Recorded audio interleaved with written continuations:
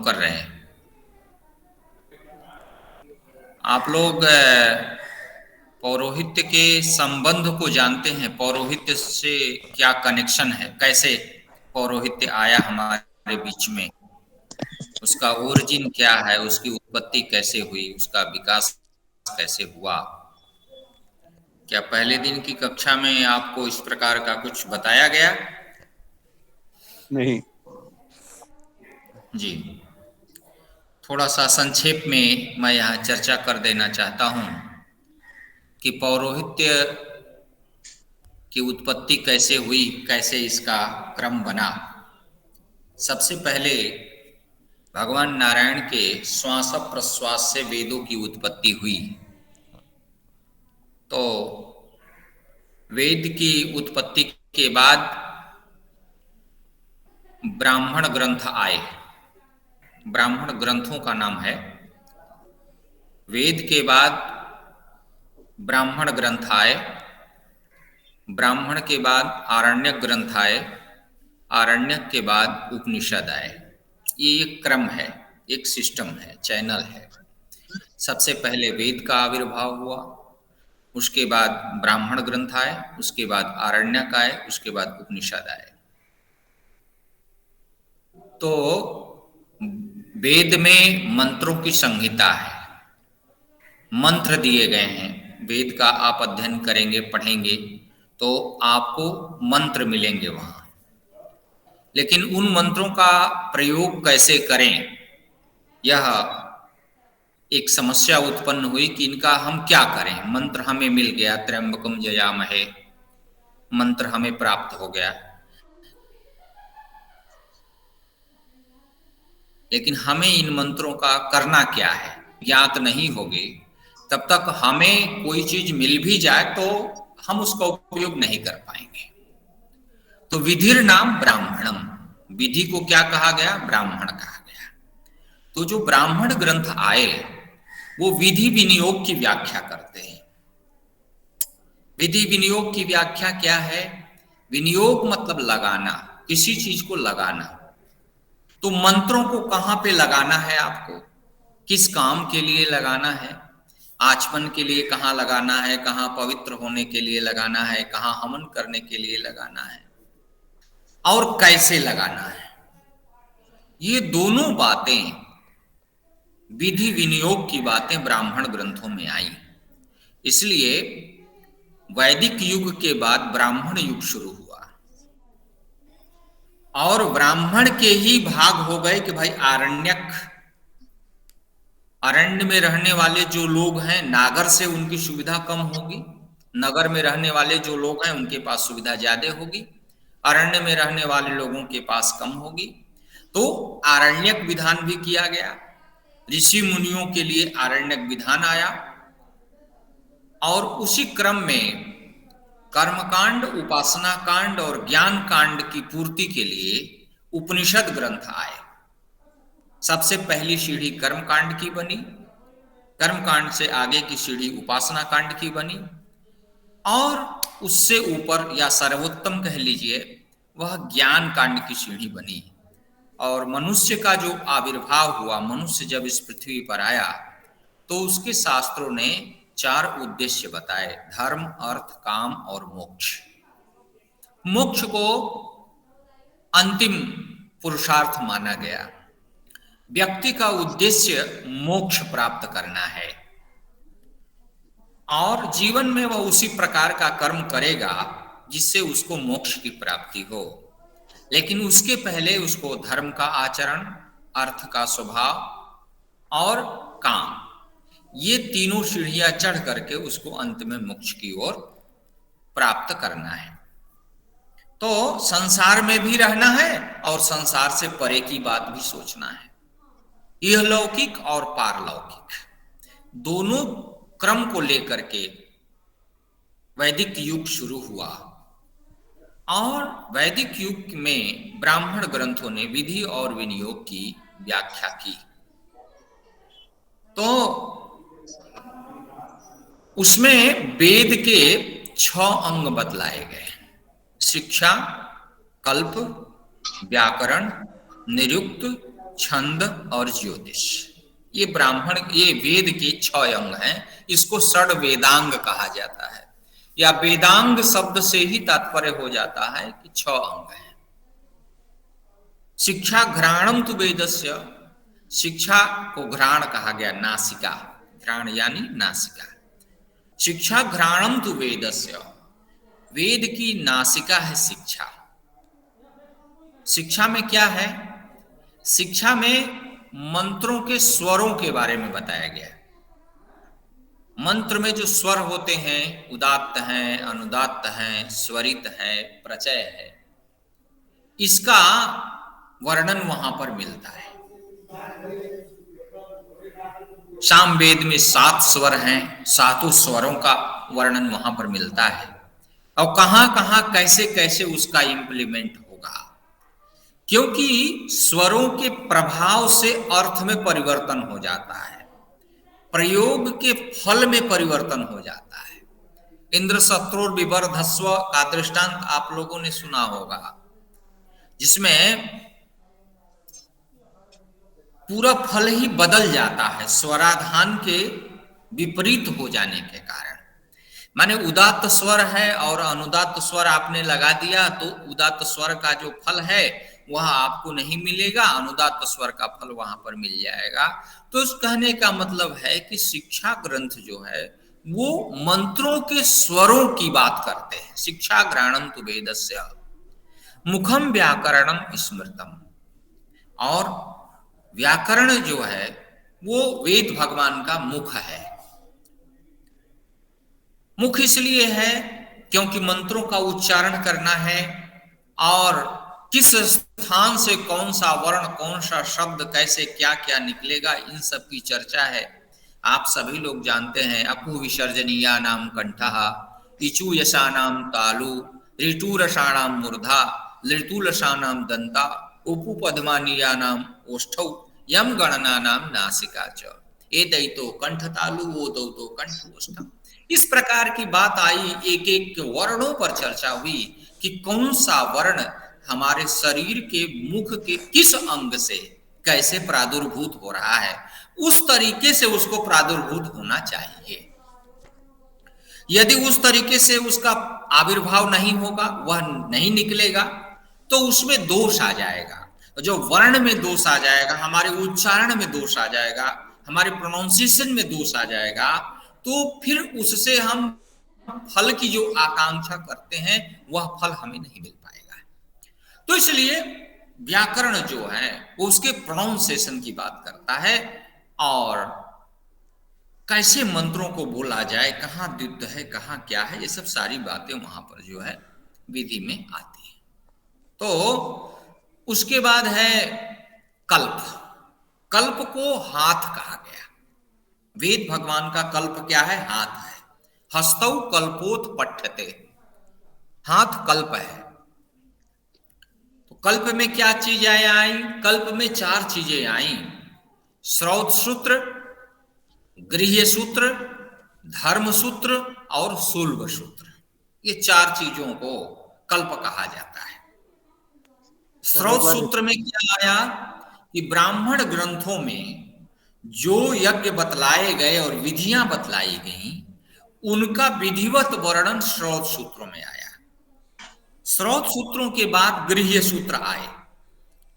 गृह्य सूत्र जो घरों में संस्कार किए जाते हैं उनके बारे में बताने के लिए गृह्य सूत्र आए, कि प्रत्येक व्यक्ति को घर में किस प्रकार से संस्कार करना चाहिए, गृह कर्म किस प्रकार करना चाहिए, चाहे वो पंच महायज्ञ हो, अतिथि की सेवा हो, चाहे वो बलि वैश्वदेव हो या तर्पण हो, या सारी विधियां जो है वो गृह कर्म के अंतर्गत आती हैं।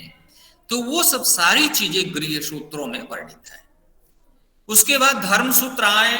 धर्म सूत्रों में आचार की संहिता बनाई गई, व्यक्ति का धर्म निश्चित किया गया, उसका व्यवहार धर्म क्या होगा, परमार्थिक धर्म क्या होगा, साधारण धर्म क्या होगा, निमित्त धर्म क्या होगा, नित्य धर्म क्या होगा। धर्म की विविध विविध व्याख्याएं की गई। वो इसलिए की गई कि प्रत्येक परिस्थिति में हम एक प्रकार का आचरण नहीं कर सकते। मानव जीवन में विभिन्न प्रकार की स्थितियां परिस्थितियां उत्पन्न होती हैं और उन स्थितियों के अनुसार व्यक्ति को आचरण करना पड़ता है। इसलिए आपद धर्म दूसरा हुआ, साधारण धर्म कुछ हुआ, नित्य धर्म कुछ हुआ, नैमित्तिक धर्म कुछ हुआ, व्यवहार धर्म कुछ हुआ। तो इस प्रकार से बहुत सारी चीजें वहां पे धर्म सूत्रों में वर्णित की गई, जिसमें आचार और विचार और शौच इन सब की शिक्षा दी गई कि किस प्रकार से आप जो है अपने जीवन को समृद्ध बना सकते हैं, उज्जवल बना सकते हैं, विकसित बना सकते हैं और शुद्ध और पवित्र रख सकते हैं। याज्ञवल्क्य लिखते हैं कि उपनीय गुरु शिष्यम महाव्याहृति पूर्वकम वेदम अध्यापयेदेनम शौचाचारांश्च शिक्षयेत्। गुरु पढ़ाने के लिए क्या करे, कहा उपनयन करके, शिष्य का उपनयन संस्कार करके महाव्याहृति के साथ। महाव्याहृति आप सभी लोग जानते हैं। कोई बताएगा क्या है महाव्याहृति? कोई भी बता सकता है? अपना स्पीकर आप खोल करके आप बता सकते हैं महाव्याहृति क्या है? जानते सभी लोग हैं, आप सब लोग जानते हैं, सभी लोग सुने हैं, सबको याद है। गुरुजी भू भुवः स्वः है शायद। गुड, बहुत अच्छा। भूः भुवः स्वः, भूर भुवः स्वः उसको कहते हैं। भूर भुवः में रकार इसलिए, रेफ इसलिए आ गया क्योंकि वहां पर विसर्ग है, तो संधि हुई तो इसलिए भूर भुवः बन गया और आगे स्वः हो गया। तो भूर भुवः स्वः को तोड़ेंगे तो भूः भुवः स्वः, ये तीन महाव्याहृति हुई। और इसी के आगे जाएंगे तो आगे व्याहृति मिलेगी आपको। व्याहृति कौन कौन सी है? इसके आगे जाएंगे तो इसके आगे बोलिए, भूः भुवः स्वः, आगे बोलिए, सब लोगों को याद होगा। भूर भुवः स्वः तो सभी लोग सुने हैं, आगे बोलिए। नहीं, मह जनः तपः सत्यम, है ना? भू भुवः स्वः मह जनः तपः सत्यम, ठीक है? इसे सप्त व्याहृति कहते हैं। क्या कहते हैं? सप्त व्याहृति। सप्त व्याहृति में 3 महाव्याहृति आ गई और 4 व्याहृति आ गई। स्पष्ट हो गया? भूः भुवः स्वः महः जनः तपः सत्यम, ये सप्तलोक भी है और सप्त व्याहृति भी है, जिसमें महाव्याहृति पूर्वकम यहां इस श्लोक में याज्ञवल्क्य जी चर्चा करते हैं। तो कहते हैं उपनीय गुरु शिष्यम महाव्या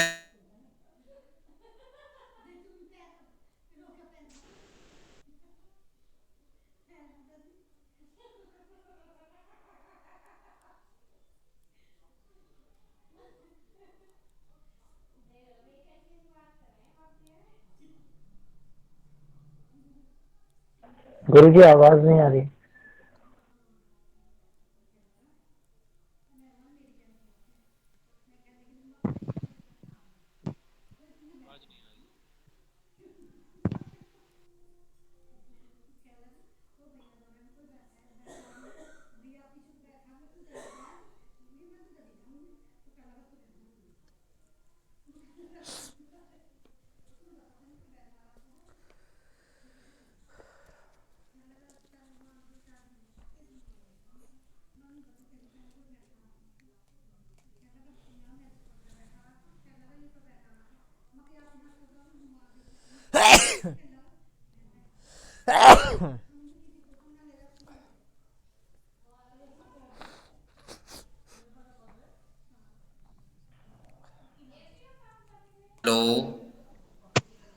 जी सर, आ रही है, आ रही है सर आवाज।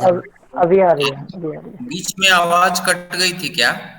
जी जी कट गई थी गुरुजी। जी गुरुजी। हाँ, वहीं से शुरू करते हैं।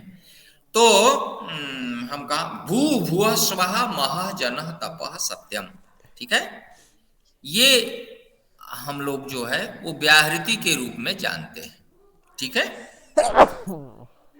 तो वहां पर याज्ञवल्क्य जी लिखते हैं कि उपनीय गुरु शिष्यम महाव्याहृति पूर्वकम वेदम अध्यापयेद एनम, एनम वेदम अध्यापयेद, वेद का अध्यापन करना चाहिए। शौचाचारांश शिक्षयेद, शौच और आचार की शिक्षा देनी चाहिए। आचार, आचार व्यवहार, शौच अर्थात पवित्रता, कैसे हम शुद्ध रहें, कैसे हमारा शरीर शुद्ध रहे और हमारा एक दूसरे के साथ क्या आचार व्यवहार हो, इस प्रकार की सारी बातें वहां पर बताई गई। तो वहां स्पष्ट किया कि कल्प में 4 बातें, श्रौत सूत्र, गृह्य सूत्र, धर्म सूत्र और शूल्व सूत्र। शूल्व सूत्र क्या है? रेखा आरेख, रेखा आरेख का आविष्कार, जो त्रिकोण है, चतुष्कोण है, या किस प्रकार से कौन से कोण बनाए जाते हैं, ज्यामितीय जो आविष्कार हुए वो शूल्व सूत्रों में हुए। हालांकि उन ग्रंथों का पूरा प्रचार नहीं था, कम लोग जानते थे, लेकिन जानते थे यज्ञ मंडप बनाना, कैसे यज्ञ मंडप बनेगा, कैसे वह वेदी बनेगी, कैसे कुंड बनेगा, इन सब सारी चीजों का ज्ञान विद्वानों के पास था। लेकिन अब यह है कि वो पाश्चात्य विद्वानों के पास गया तो पाश्चात्य विद्वानों ने फिर उसको अपना एक सिद्धांत बनाया, उसको एक रूप दिया, तो हो गया कि भाई ये पाइथागोरस का प्रमेय है। पाइथागोरस के पास प्रमेय कहां से आया, सिद्धांत कहां से आए? वो सारे सिद्धांत हमारे शूल्व सूत्र के हैं, जिसमें पूरा ज्यामितीय आधार वर्णित है। किसी भी वास्तु को बनाने के लिए क्या एंगल लेना पड़ेगा, क्या होगा, कैसे होगा,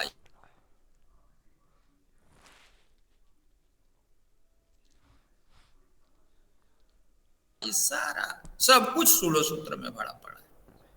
श्रौत सूत्र, गृह्य सूत्र, धर्म सूत्र और शूल्व सूत्र आए।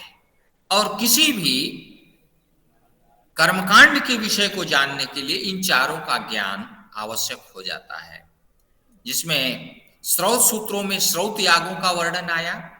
श्रौत यागों के लिए बहुत विशिष्ट नियम थे, व्यक्ति को दीक्षित होना पड़ता था और बहुत दिवस साध्य यज्ञ होते थे। ऐसी स्थिति में वह सबके लिए सुलभ नहीं हो सका, तो लोगों ने उसको और जो उनके समर्थ में हो सके उसको करने के लिए स्मार्त यज्ञों का आविष्कार किया। स्मृति प्रतिपादित ग्रंथों के आधार पर यज्ञ आए और वो यज्ञ हमारे आपके बीच में चलते रहते हैं। तो श्रौत यज्ञ और स्मार्त यज्ञ, यज्ञ 2 प्रकार से हम लोगों के बीच में आए, श्रौत यज्ञ और स्मार्त यज्ञ। श्रौत यज्ञ अत्यंत कठिन है, उसके लिए अत्यंत नियम से रहना पड़ता है, और स्मार्त यज्ञ उसमें कुछ ढील देता है, कुछ छूट देता है। जैसा कि हम सभी गृहस्थ हैं, हम जानते हैं हमारी बहुत सारी जिम्मेदारियां हैं और सारी जिम्मेदारियों को हमें पूरा करना है। तो केवल हम दिन भर यज्ञ नहीं कर सकते, और दिन भर यज्ञ करने से ही हमारी सारी कौटुंबिक स्थितियां नहीं चल सकती। तो हमें बहुत सारी स्थितियों का पालन करना है, सबको देखना है। इसके लिए स्मार्त यज्ञ प्रतिपादित हुए। तो स्मार्त यज्ञों की फिर विधाएं जो है वो आगे बढ़ी और चली। इस प्रकार से कल्प में श्रौत यज्ञ के विषय, स्मार्त यज्ञ के विषय, धर्म सूत्र के विषय और शूल्व सूत्र के विषय प्रतिपादित हुए, और इन विषयों का ज्ञान व्यक्ति को दिया जाने लगा। यहीं से पौरोहित्य निकला। जब हम उसे श्रौत सूत्र की बात करते हैं, यज्ञ की बात करते हैं, तो यज्ञ के प्रकरण में यज्ञ, देव पूजा और दान, ये 3 प्रकरण उसमें से आए। बाद में लेंगे या मंटू जी, ठीक। यज्ञ, देव पूजा और दान, ये 3 चीजें आई। तो यज्ञ धातु से ही निकला। यज्ञ करना माने होम इत्यादि, उसके बाद देवताओं का पूजन करना और दान करना। तो देव पूजन, संगतिकरण और दान, 3 चीजें निकली। देव पूजन, जिसमें देवताओं का पूजन किया जाता है। संगतिकरण, जिसमें हम लोग इकट्ठे होकर के किसी एक महान विद्वान या संत या आध्यात्मिक गुरु, उसकी बात को सुनते हैं, उसको आत्मसात करते हैं।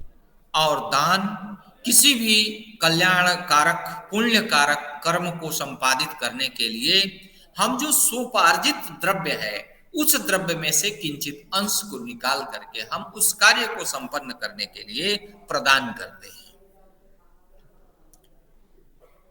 दान को बहुत उत्तम कोटि का स्वरूप दिया गया। देव पूजा, संगतिकरण और गुरुजी आपका नेटवर्क लगता है। आवाज नहीं आ रही है? आप लोगों को आवाज सुनाई दे रही है क्या? गुरुजी हम तक जी सर आ रही है गुरुजी। कभी हो जाता होगा, अब नेटवर्क का तो कुछ रहता ही है, तो कभी कभी रह जाता होगा, कोई बहुत बड़ी बात नहीं। गुरुजी एक बार दोहराएंगे, आप नेटवर्क की वजह से सुन नहीं पाए। हाँ, यज्ञ धातु से यज्ञ बना और यज्ञ से देव पूजा, संगतिकरण और दान, 3 चीजें निकली। देव पूजा, देवानाम पूजनम। संगतिकरण, जिसमें किसी महान विद्वान, किसी संत, किसी गुरु, किसी आध्यात्मिक व्यक्ति की बात जब हम एकत्रित होकर के सुनते हैं तो उसे संगतिकरण कहा गया। कोई यज्ञ होता है तो महापुरुष आते हैं, वो संबोधित करते हैं, आध्यात्म की बातें बताते हैं, व्यक्ति के आचार विचार को सुधारने का एक अवसर देते हैं, उनको शिक्षा प्रदान करते हैं। तो इस प्रकार से संगतिकरण हुआ। और तीसरा हुआ दान। दान का मतलब क्या हुआ कि हम स्वोपार्जित जो कुछ भी उपार्जित किए हैं, उस उपार्जित में से हम किंचित अंश निकाल करके उस उपकारक कार्य के संपादनार्थ कुछ न कुछ दान करते हैं। तो इस प्रकार से 3 अंशों में ये सारी चीजें विकसित हुई, आगे बढ़ी। तो देव पूजा, संगतिकरण और दान, इन तीनों स्वरूपों में यज्ञों का विभाजन हुआ और विविध आयाम से कर्म किए जाने लगे। मेरे कहने का तात्पर्य यह था कि पौरोहित्य का जो उद्भव हुआ, कर्मकांड का जो उद्भव हुआ, वह कल्प शास्त्र से शुरू हुआ। इसका उद्भावक ग्रंथ क्या है? कल्प शास्त्र। तो जो वेदांग है, शिक्षा, कल्प, व्याकरण, निरुक्त, छंद, ज्योतिष, तो कल्प से हमारा पौरोहित्य निकला और वहां से जो है देव पूजा, संगतिकरण और दान की विधाएं आगे बढ़ी, जिसको हम आज किसी न किसी रूप में जहां भी रहते हैं तो उसको हम पाते हैं कि इस तरीके से उसका निर्वाह हो रहा है, इस तरीके से संपादन हो रहा है। आप लोगों को हमने शिक्षा के बारे में बता दिया, व्याकरण के बारे में बता दिया, कल्प के बारे में। निरुक्त ऐसा ग्रंथ है जो वेद में आए हुए मंत्रों के जो शब्द हैं, उन शब्दों का निर्वचन करता है। सबसे पहले निघंटु बना और निघंटु के शब्दों का, निघंटु क्या है? निघंटु एक डिक्शनरी है। आपसे कोई पूछे कि पूरे विश्व में पहला लिटरेचर कौन है, आईएएस में भी यह प्रश्न होता है, उसका पूरे विश्व में एक ही उत्तर दिया जाता है कि पहला लिटरेचर वेद। और आपसे यह प्रश्न किया जाए कि पहली डिक्शनरी कौन है, जो डिक्शनरी हम आज देखते हैं, इनमें पहली डिक्शनरी कौन सी आई, तो आपका उत्तर होगा कि पहली डिक्शनरी निघंटु है। निघंटुकार ने वेद में आए हुए मंत्रों के जो शब्द हैं उन शब्दों को चुन चुन करके क्या किया, उसके निर्वचन का प्रयास शुरू किया। तो निघंटु ने शब्द संग्रह किया, ओनली केवल शब्दों को चुन करके एक जगह पे रखा, कोश बनाया और उसकी व्याख्या किया निरुक्त ने। निरुक्तकार ने उन सारे निघंटु के जितने शब्द थे, निघंटु में आए हुए समस्त शब्दों की निरुक्तकार ने व्याख्या कर डाली, उनका निर्वचन कर डाला। ये शब्द कैसे निकला है, किस धातु से निकला है, कौन सा प्रत्यय है, कौन सा उपसर्ग है, कैसे है, इसका अर्थ क्या बनता है। तो इस प्रकार से बहुत सारी चीजें निरुक्त में आई। निरुक्त के बिना निर्वचन नहीं हो सकता। मंत्रों के अर्थ को जानने के लिए हमें निरुक्त का जानना जरूरी है, क्योंकि निरुक्त नहीं जानेंगे तो हम मंत्रों के अर्थ को नहीं जान पाएंगे। क्योंकि जो यह व्याकरण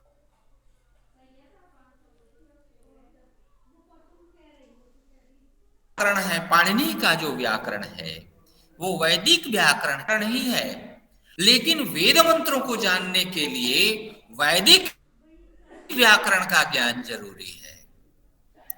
बिना उसके जाने हम अर्थ को, वैदिक मंत्रों के अर्थ को नहीं जान पाएंगे। इसलिए आज के व्याकरण से हम अगर मंत्रों को देखते हैं तो हमें ये लगेगा कि यार मंत्र कुछ इस व्याकरण के हिसाब से गड़बड़ लग रहा है, लेकिन वो गड़बड़ नहीं है।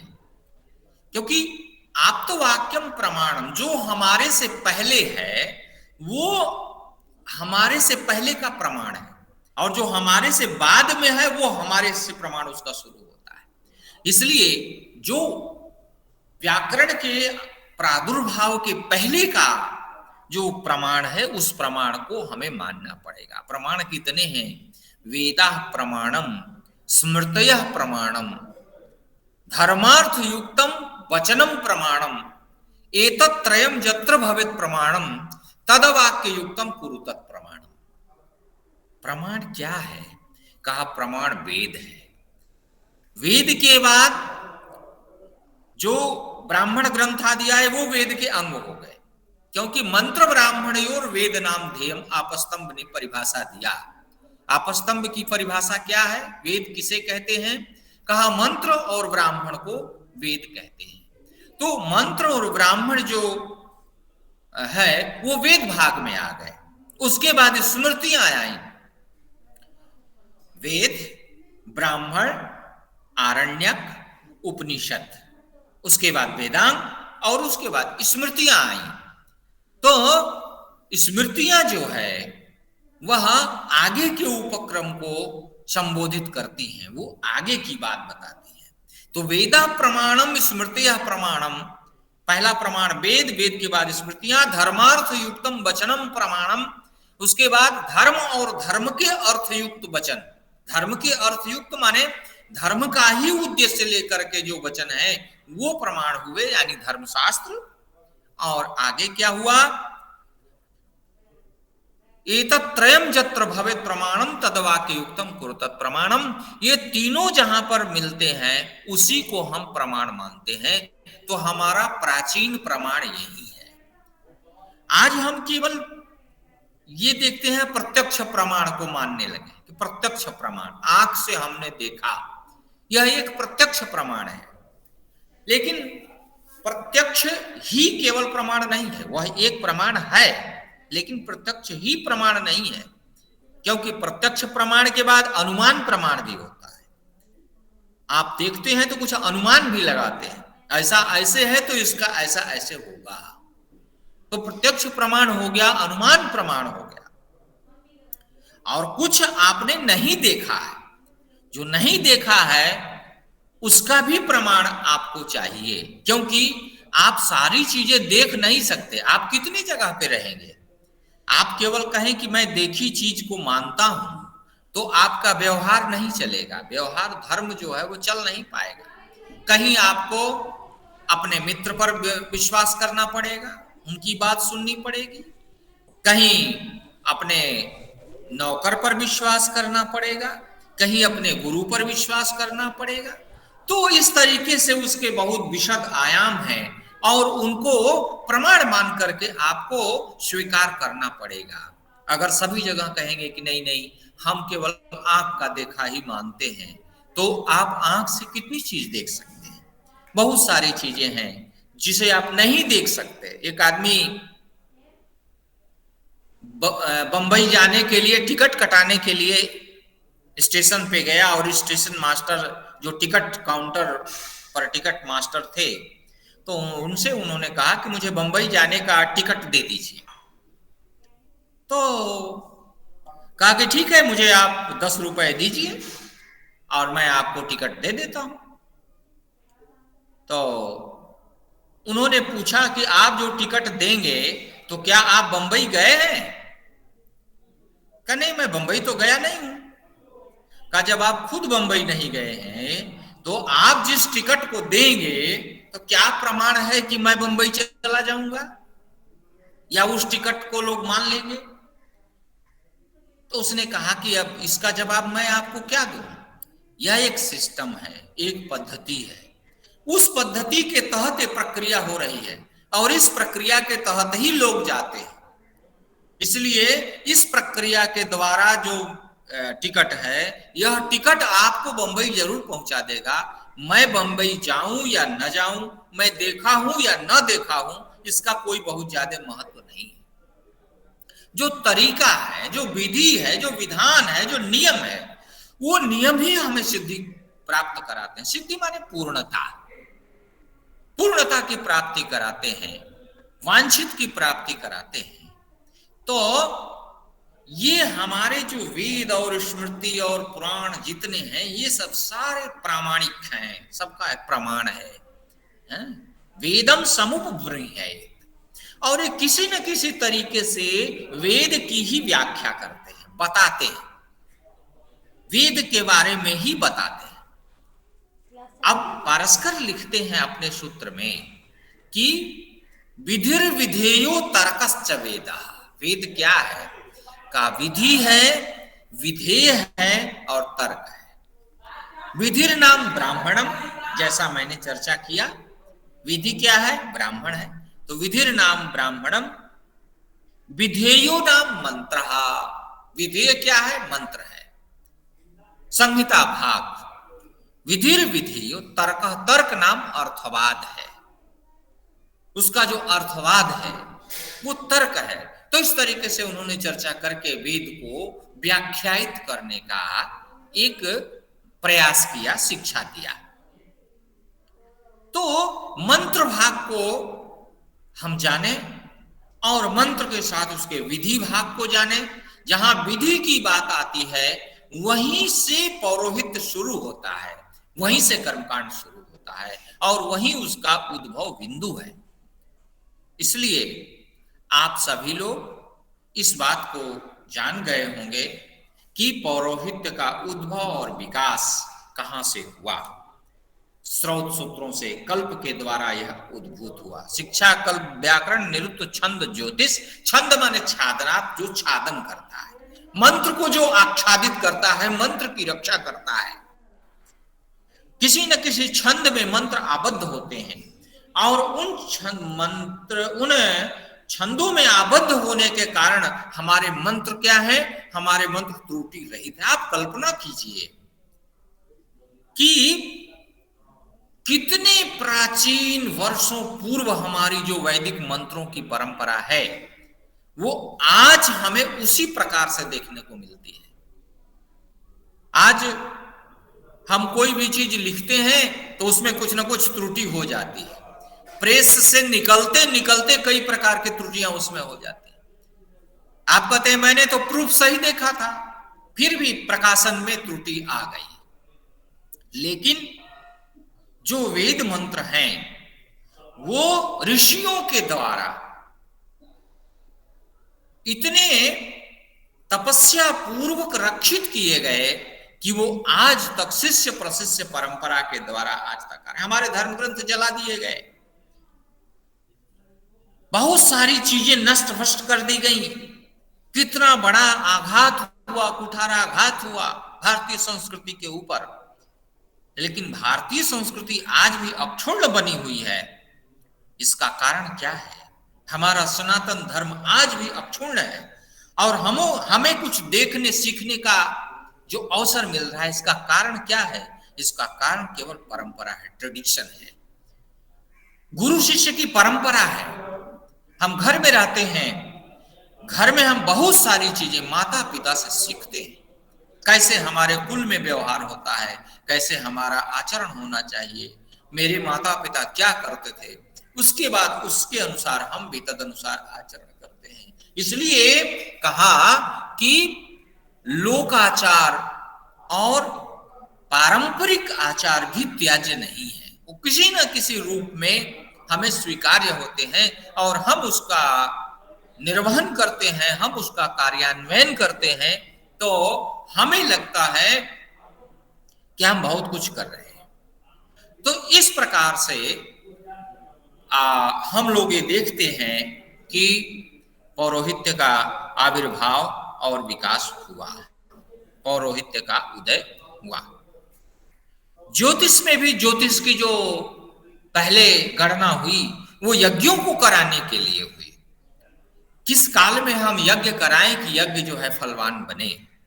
उसके बाद उसमें निरंतर शोध जारी रहा और आगे चलते चलते चलते चलते उसके सिद्धांत ज्योतिष और फलित ज्योतिष दो भाग बन गए। सिद्धांत ज्योतिष सिद्धांत की बातें करता है, ग्रहों और नक्षत्रों को देख करके उनके निर्णय की बात करता है और उन निर्णयों के आधार पर फलित ज्योतिष उसका फल बताता है। तो इस प्रकार से ये सारी चीजें जो चली आ रही है वो चलते चलते आज भी उसका रिसर्च हो रहा है, पढ़ रहा है।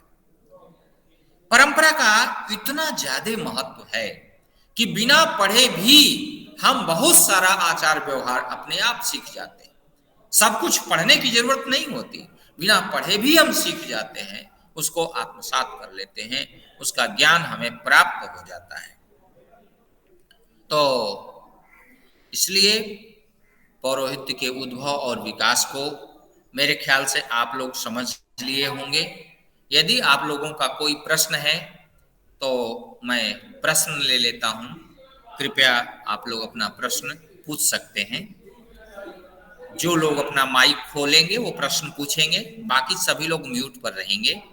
आप लोग देख लीजिएगा, जो अपना माइक जो है ऑन करेंगे वो प्रश्न पूछेंगे। आप प्रश्न पूछ सकते हैं या आप भी, चूंकि मैंने आप लोगों को इतना पढ़ाया है तो आप भी हमें पढ़ा सकते हैं। किसी की कोई इच्छा होगी तो वो अपना बता सकता है, आप स्वतंत्र हैं, बोले। किसी की कोई इच्छा हुई तो बोले।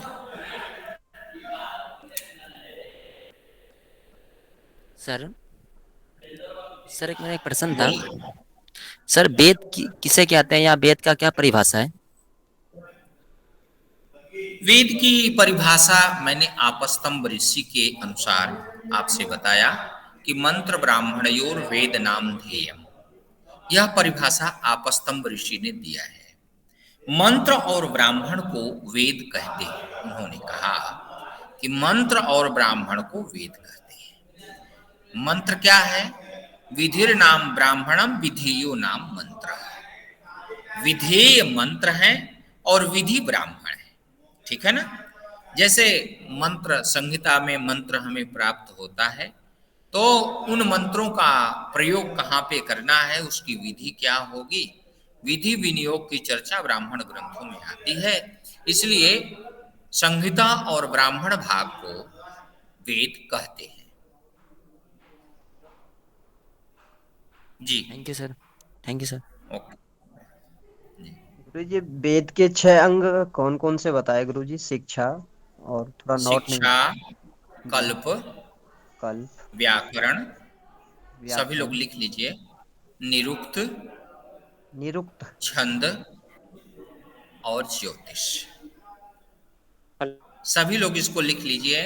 शिक्षा, कल्प, व्याकरण, निरुक्त, छंद और ज्योतिष। और जो ये है सर स्रोत सूत्र, धर्म सूत्र, ग्रह सूत्र, ये किसके अंदर है सर? ये कल्प के अंतर्गत है। कल्प। कल्प सूत्र के 4 भाग हुए। एक स्रोत स्रोत सूत्र। सूत्र, जी गुरु जी। गृह सूत्र, ग्रह सूत्र। धर्म सूत्र जी। और सर एक और शुल्व सूत्र। शुल्व सूत्र, शूल। शुल्व, शूल। हाँ, बड़ा स है, शुल्व सूत्र। ठीक, धन्यवाद गुरु जी। जी। गुरु जी, ये आपने सप्त व्याहरति बताया था, तो ये व्याहरति क्या है, ये थोड़ा सा बताएं तो। सॉरी, एक बार फिर से। व्याहरति आपने बताया था, भू भुआ स्वः, आवाज अच्छा, आ रही है? व्याहृति, ठीक। हाँ, तो गुरु जी व्याहरति ही क्या है, ये बता दें। स्वः, आगे महः, जनः, तपः, सत्यम।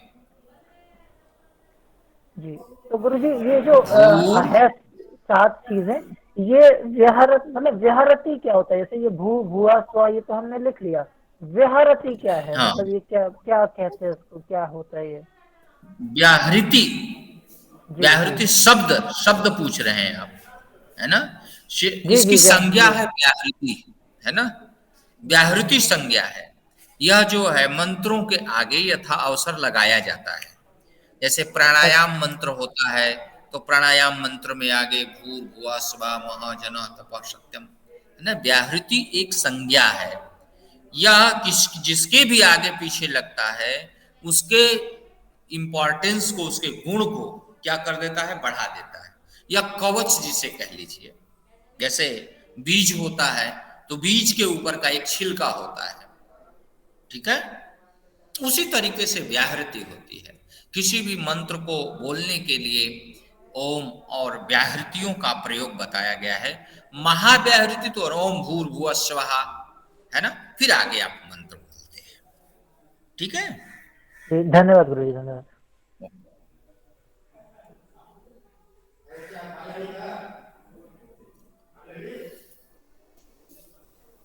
गुरु जी एक और दे दीजिए, स्रोत सूत्र नहीं, स्रोत यज्ञ और स्मार्त यज्ञ। गुरु जी ये मैं समझ नहीं पाया गुरु जी जरा। हाँ, श्रुति प्रतिपादित जो यज्ञ हैं, वो श्रौत यज्ञ के अंतर्गत आए, जिसे मैंने श्रौत सूत्र कहा।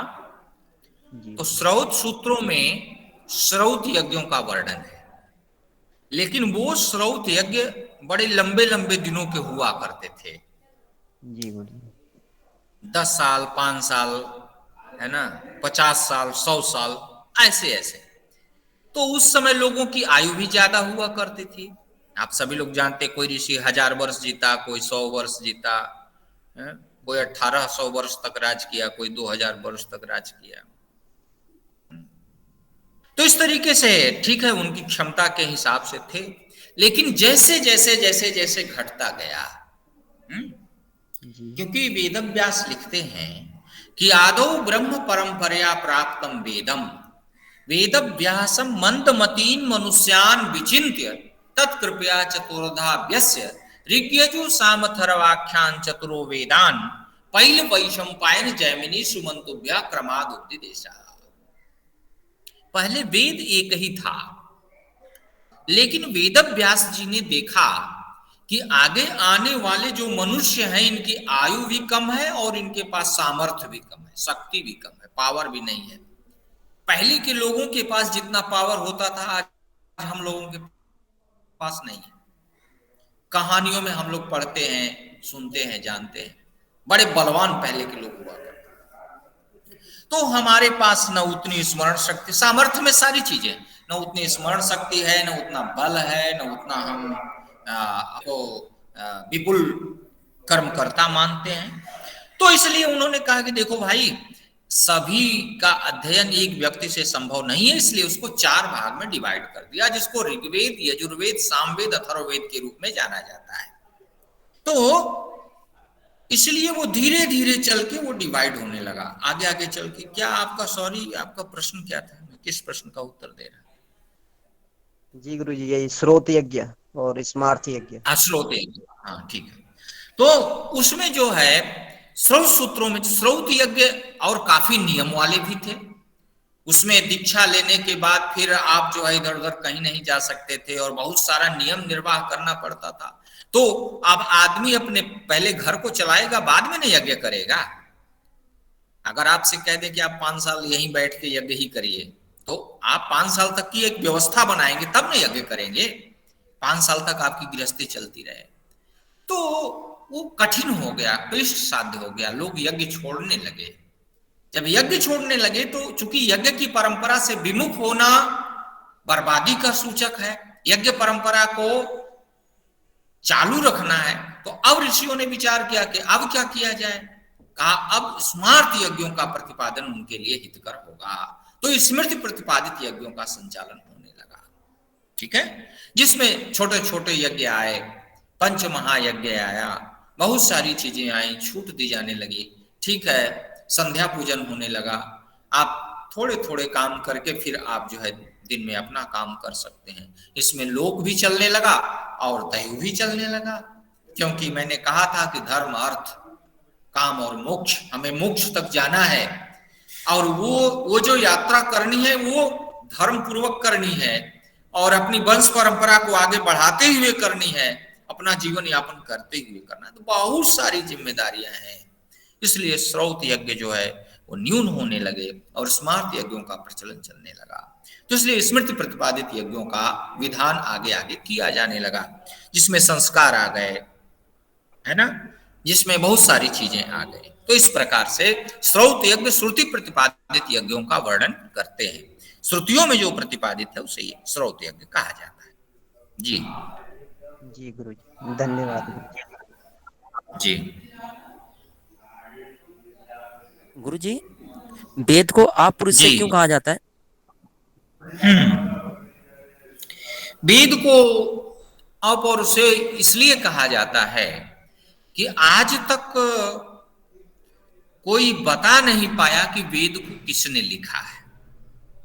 आज हम छोटा सा पुस्तक छपवाते हैं तो उसमें अपना नाम लिखते हैं, या कोई भी पुस्तक हो तो वाल्मीकि रामायण से लेकर के जो युग शुरू हुआ, साहित्य युग, तो किसने कौन सा ग्रंथ लिखा ये वहां पे प्रतिपादित है। लेकिन वेद कहां से आविर्भूत हुए, इसके लिए यह बताया गया कि यस्य निश्वसितम वेदायो वेदेभ्यो खिलं जगत निर्ममम तमहम वंदे परमानंद माधव। वेद श्वास प्रश्वास की प्रक्रिया से आविर्भूत, भगवान नारायण के साक्षात श्वास से वेद प्रादुर्भूत हुए, वेद आए। अब आप कहेंगे कि श्वास तो हमारी है, श्वास आपकी है, लेकिन क्या श्वास पर आपका अधिकार है? नहीं है। यदि अधिकार है तो आप सो जाते हैं, तब श्वास कैसे लेते हैं? तो श्वास एक सहज प्रक्रिया है, जाके सहज श्वास श्रुति चारी, गोस्वामी जी लिखते हैं रामचरितमानस में। श्वास क्या है? ये सहज प्रक्रिया है, वो प्रभु द्वारा प्रदत्त है, अपने आप आती है और जाती है, उस पर आपका कोई कंट्रोल नहीं है। यदि आपका कंट्रोल हो जाए तो व्यक्ति मरे ही ना, श्वास बराबर चलती ही रहेगी, कौन मरना चाहेगा बताइए। तो श्वास सहज प्रक्रिया है और उसी प्रक्रिया से वेद हम सृष्टि से पहले आविर्भूत हुए, सृष्टि से पहले आए। सृष्टि से पहले जैसे किसी चीज को आप बनाते हैं तो सबसे पहले उसका एक प्रोजेक्ट करने से पहले आप उसका एक सिद्धांत बनाते हैं, उसका एक स्वरूप बनाते हैं। तो ये सिद्धांत हमारे वेद हैं। वेद के बाद सृष्टि हुई और सृष्टि के बाद वो सारी प्रक्रियाएं उससे आगे आगे चली। ठीक है, तो वेद नहीं कश्चित वेद करता, वेद का कर्ता कोई नहीं है। जब कोई नहीं है तो अपौरुषेय हो गया। पुरुष के द्वारा लिखे गए जितने भी ग्रंथ हैं वो पुरुषेय हैं, पुरुष के द्वारा कृत हैं। और जहां पुरुष की गति नहीं है वो वेद है, वहां पुरुष का कोई प्रभाव ही नहीं है, वो भगवान के सहज श्वास से आविर्भूत हुए हैं। तो शब्द गुणकम आकाशम आविर्भूत होने के बाद वो आकाश में विचरित होते रहे। आकाश का गुण है शब्द, सारे शब्दों की रक्षा कौन करता है? आकाश करता है। तो आकाश ने उसको रखा और आकाश के बाद फिर क्या हुआ? ऋषियों ने उसको आत्मसात किया, देखा, क्योंकि नक्षत्रों को देखते थे। ऋषि नाम उसी का होता है, ऋषि माने ऋषिर दर्शनात्, जो देखे वो ऋषि है। तो ऋषियों ने ध्यान लगाया और देखा, अरे ये मंत्र घूम रहे हैं, ये जो है नक्षत्र घूम रहे हैं, ये ग्रह घूम रहे हैं, ये तारागण घूम रहे हैं। तो इन सारी चीजों को उन्होंने देखा। बाद में चलते चलते ह्रास हुआ, देखने की शक्ति भी आज हमारी समाप्त हो गई। तो उन्होंने जो देखा उस बात को उन्होंने जो है लिपिबद्ध किया। इसलिए कहा कि ऋषि दृष्टा है, कर्ता नहीं है, करने वाले नहीं है। ऋषियों ने कहा भाई हमने देखा, ऋषि दर्शनात्, हमने देखा और जैसा देखा वैसा लिखा। तो देखा इसका मतलब कि पहले था, करने वाला कोई और था तब तो पहले था। तो इसलिए वेद का कर्ता कोई नहीं, इसलिए उसको हम अपौरुषेय कहते हैं। धन्यवाद गुरुजी। मेरे ख्याल से सर एक प्रश्न और था। हाँ पूछ लीजिए। सर धर्म किसे कहते हैं? धर्म का परिभाषा एक बार बता दीजिए सर। धर्म की परिभाषा बड़ी लंबी चौड़ी है और आप तो जानते ही हैं, इसमें क्या कुछ आप भी तो बोलिए, आपके हिसाब से धर्म क्या है? सर और धर्म की, हाँ बोलिए बोलिए। सर मैं थोड़ा सा जानता हूँ कि धर्म जो हमें जीने की कला सिखाए उसे धर्म कहते हैं सर, इतना ही जानता हूँ। थोड़ा सर आपसे नॉलेज लेना चाहती बढ़िया, है। बहुत बढ़िया। इसकी बहुत सारी व्याख्याएं हैं, है ना। अब उन व्याख्याओं के लिए और अवसर चाहिए, और धर्म के बारे में मेरे ख्याल से और भी लोग, कौन लोग बताना चाहेंगे धर्म के बारे में? धर्म की परिभाषा जो प्रदीप कुमार जी जिज्ञासा उत्पन्न किए, शिवम जी बता रहे हैं, बता दीजिए इनको धर्म क्या है।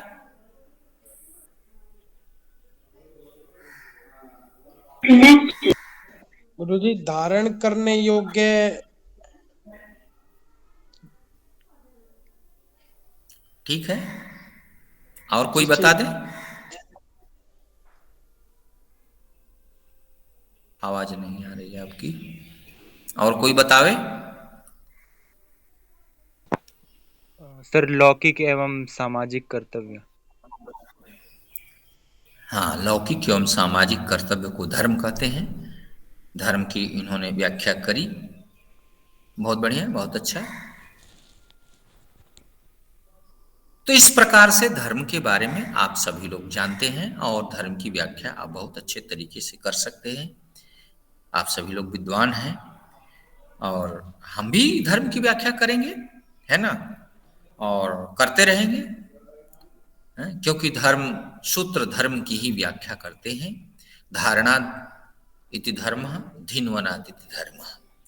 जिसे धारण करें वह धर्म है, या जो हमें धारण करे वह धर्म है। तो धारणा धर्म और धिन्वनात् धर्म के आधार पर आप धर्म के बृहद स्वरूप को समझ सकते हैं। धारण करने से तात्पर्य है आपकी एक जीवन शैली, जिसे आप धारण करके उसके अनुसार अपने जीवन को जीना चाहते हैं, वह धर्म है। और भी बहुत सारी परिभाषाएं हैं, हमारे बहुत से विद्वान मित्र हैं इसमें जो बहुत सारी परिभाषाएं देंगे, और सारी परिभाषाएं एक मतलब अच्छे गुणवत्तापूर्ण विशद उद्देश्य की ओर ले जाएंगी, ऐसी आशा है। और कोई प्रश्न है?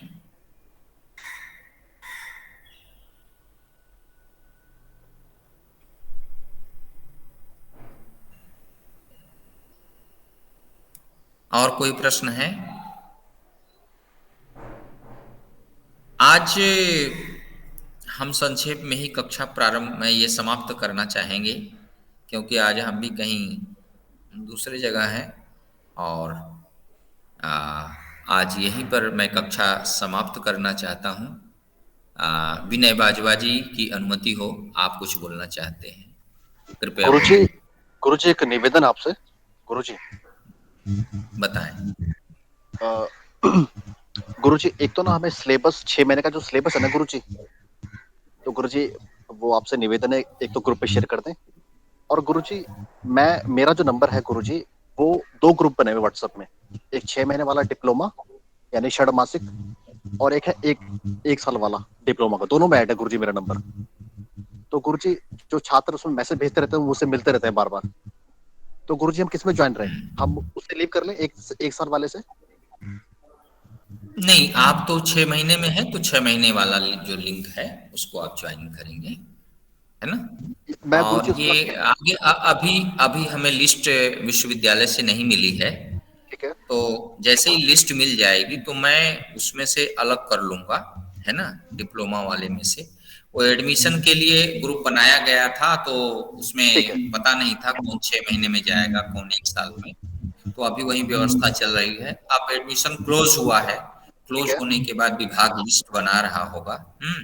तो विभाग लिस्ट बना करके जैसे हमें फाइनल लिस्ट दे देगा, तो उसके आधार पर फिर जो है हम उसको एक कर देंगे। दूसरा चीज है कि कभी कभी हम लोगों की बहुत सारी चीजें एक साथ होएंगी। जैसे इससे पहले जो कक्षा हुई थी, ज्वाइंट सेशन चला था, तो वो भी होगी। तो इसलिए जो लिंक बना है, जो जहां है वहां रहने दीजिए, कोई दिक्कत नहीं है ना। या 6 महीने का हम अलग कर देंगे, है ना, लेकिन अभी उसको चलने दीजिए। मैं अभी, है ना, जैसे ही लिस्ट मिलेगा मुझे, क्लियर होगा, तो उसके हिसाब से मैं काम ठीक है गुरुजी, धन्यवाद धन्यवाद। करूँ।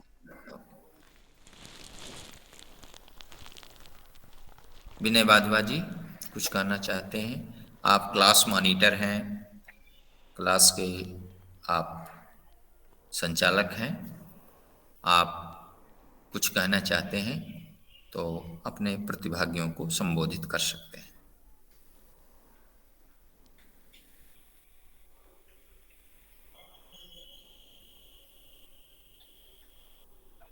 हेलो जी, मैंने सुना आपकी बात, तो जानकारी नहीं है इस संदर्भ में। मैंने सुनी आपकी बात, तो आगे भी जैसे सुनेंगे और समझेंगे फिर कुछ कह पाएंगे। अभी जो आपने कहा, धन्यवाद। जी जी, तो आज यही कक्षा का विराम देते हैं, ठीक है? जी जी, ठीक है। तो राजीव जी कुछ कहना चाहते हैं क्या? जी गुरुदेव, मैं ये पूछना चाहता था कि हमारा जो कक्षा का समय है ये 2 से 5 का ही रहेगा कि कभी आगे पीछे चेंज भी हो सकता है? नहीं, इससे चेंज नहीं होगा, प्रायः 2 से 4 कक्षा चलेगी, है ना। 2 से 4 5 तो 2 से 4 2 से 4 ही चलेगी। ठीक है। अब इसमें कभी कोई स्थिति परिस्थिति मीटिंग्स वगैरह कुछ न कुछ आती रहती हैं, तो उसमें 10-5 मिनट आगे पीछे होता रहेगा। ठीक है। तो गुरुदेव, इसका लिंक जैसे जैसे हमें लिंक इसका प्राप्त होता है, तो वो इसी प्रकार से हमें हर कक्षा से पहले लिंक आता रहेगा, उसी पे हमें ज्वाइन करना है? हमारी कक्षा तो इसी लिंक पे होगी, है ना। जब दूसरे जो टीचर बदलेंगे, जो दूसरी, तो वो बदलेंगे तो वो अपना लिंक आपको भेजेंगे, ठीक है? तो गुरुदेव, वो सूचना हमें इसी ग्रुप में, अपने व्हाट्सएप ग्रुप में ही मिलती रहेगी ना? हाँ, इसी पर मिलती रहेगी। ठीक, धन्यवाद सर। इसके बाद और भी कोई क्लास है? नहीं, अब कोई क्लास नहीं। ठीक है सर, थैंक यू सर। गुरुजी ने अगली कक्षा तक के लिए कुछ गृह कार्य थोड़ा बहुत बस याद आप नित्य कर्म पूजा प्रकाश पढ़िए, वो ग्रंथ है, उस ग्रंथ को ले लीजिए और उसको पढ़िए, ठीक है? ठीक है, धन्यवाद। गुरुजी अटेंडेंस भी होगी अभी? अटेंडेंस हो गई है अभी आप लोगों की, ठीक है? आगे भी करते हैं, आ जाने दीजिए, लिस्ट आ जाने दीजिए, अभी क्रम चलना हो शुरू। ठीक है, धन्यवाद, नमस्कार। धन्यवाद।